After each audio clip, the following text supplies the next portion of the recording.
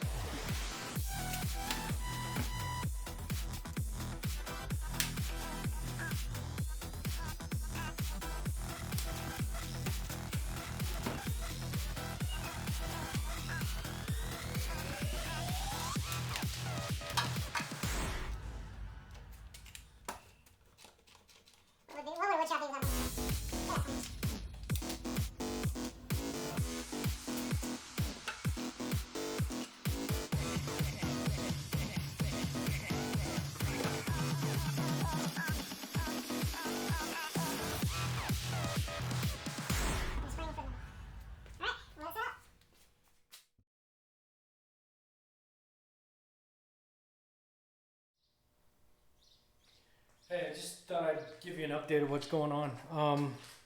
I'm cutting all these little pieces out of the metal piece right here, and I'm going to drill two small holes right here so the screws can go in. This will attach the boards instead of using those staples. So this is going to take a while, so I'm just going to do this and listen to some music or some videos, and I'll check in later.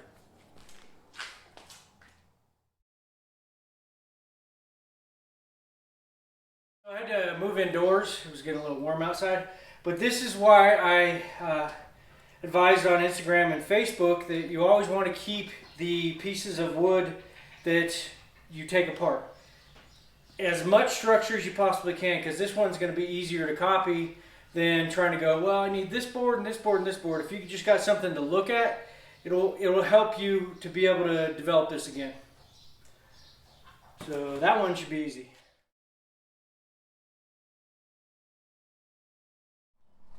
Alright, I took a little more out of this just to get this board in a little bit better. I put a cross beam in here because this just doesn't, I'm going to probably put it on the back side, but it fits up under here so I can have some bracing because I had to cut this part out. I've just pretty much relocated myself to they're not straight walls, so you can't cut straight lines as much because it doesn't work. So we'll work through this. I'll keep you posted on this. Right now I'm just gathering the boards to fix all the stuff with. I did a repair job on this one because it broke. I don't know if it's not a support one, but we'll see how that goes. Maybe put some more bracing in there. Well, I just realized I wasn't recording again. So as you can see, I got the board here and started doing the framework. I'm probably going to do some more supporting other than the other side. I know I have some plywood that needs to go in there so the wires can go through, but I worked on this one over here also, and it's getting really sturdy right now. So, and then I have another board which I actually have a real 2x4 that will fit right under there, and it's redwood, so it's really light. So I'm going to put that one in there. I'm still contemplating, because I'm putting the diamond plate around this whole thing, that how that will affect putting that in. So that's my decision point. Alright, so I need a little helping hand because I needed to squeeze this way, so I took one of my wood clamps and squeezed it in. So now I'll be able to get my screws in the place because I don't have a helper today. So trying to do this all by myself, and it's not that easy. So let's see how this goes.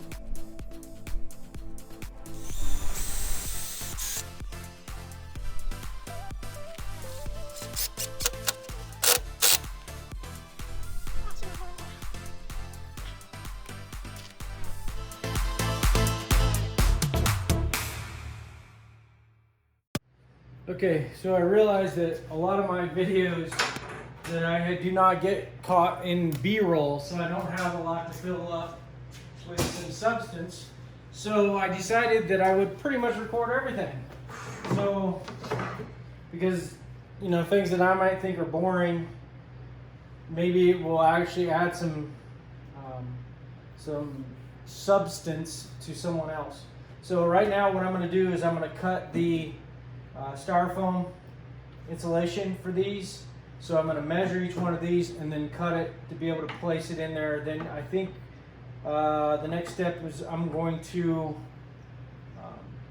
paint all this. I'm going to do a kilt on it just for some extra water protection. Maybe cover the other with, that's nice, silicone along the sides. It's glued up right now. I used a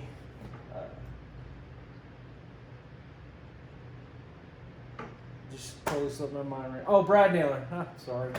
I used a brad nailer to nail all this in with the glue on the bottom, so it's dried overnight. So it's pretty good for the floor of that. So I'm gonna go ahead and add those, paint it, seal it, and then I'm gonna probably install it. All right, I got all these closed.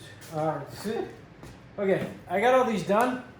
I just cut them with a straight edge, or with a straight edge and a razor knife or utility knife, whatever you want to call it. So they all fit in there. What I'm going to do now though is kilt it first. I know I said that I was going to record everything, but you know, cutting styrofoam board, probably not YouTube ready. But I would recommend not doing it in your kitchen. This is why. This is just 3 pieces that I cut. And that's the mess that it made. So I would recommend, also there is another board out there that's not like that styrofoam stuff, you know, that squeaks, you know, that styrofoam cooler you used to have in your back of your car. Used to squeak all the time every time you went to travel. They actually have some that are just foam board, and they're not this, I don't even know what this is called, but it's not injected pellets that are squeezed together or melted together. I don't know, somebody from Styrofoam did tell me. But it's actually a board, so you just cut it and it stays all together. It's kind of nice. I thought that's the one I was picking up, but I guess I didn't. So hopefully this will fit in here. It's 1 inch thick, which is a little bit thicker.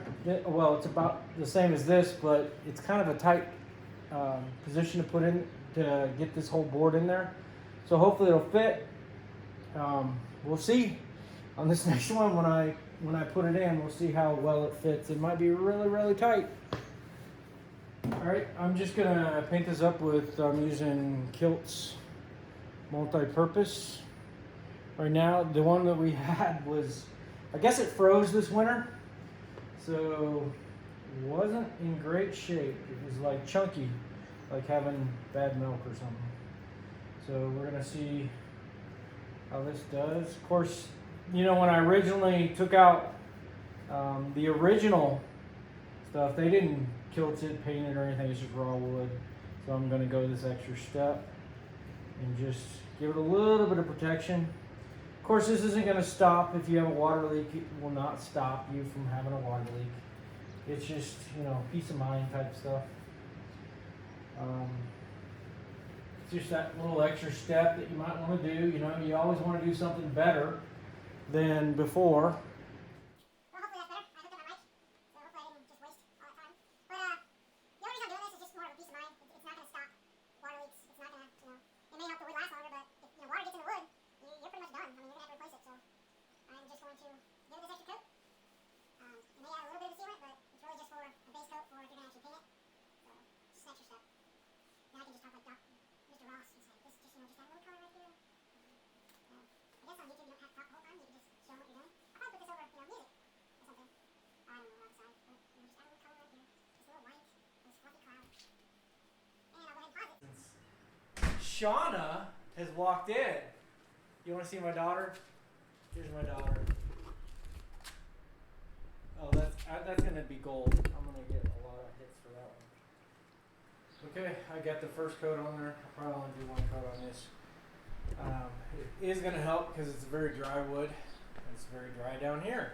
So we'll see how that goes. I'm gonna paint the other side, and then I will put the pieces in and try to put this thing in today. Alright, I'm trying to get the best angle to this, but I did a dry fit on this and it seems to be fitting fine. It's really, really tight though, but we're going to get this in.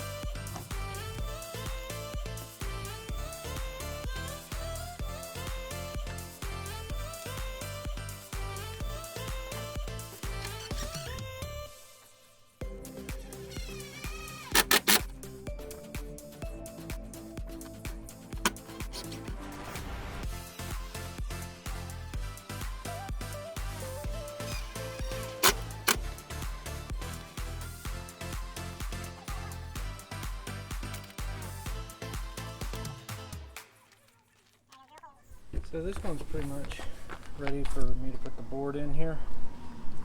Hook up the AC/DC. I've got to put in there's a angle iron there, and then this is the one to the red wire to the refrigerator. And I have these for the jack. I got to drill a corner hole out there for the drill to get to those. Other than that, replacing the LP line right here. That's what the hole I just drilled back there. I actually drilled two. I thought it was at the right spot, but it was a little too far in. So I don't think it affected the strength of it. I might just roll it in with caulking or something, just so we don't have a problem. But the majority of it's this out here, so I got some sturdy out there. Alright, I am going to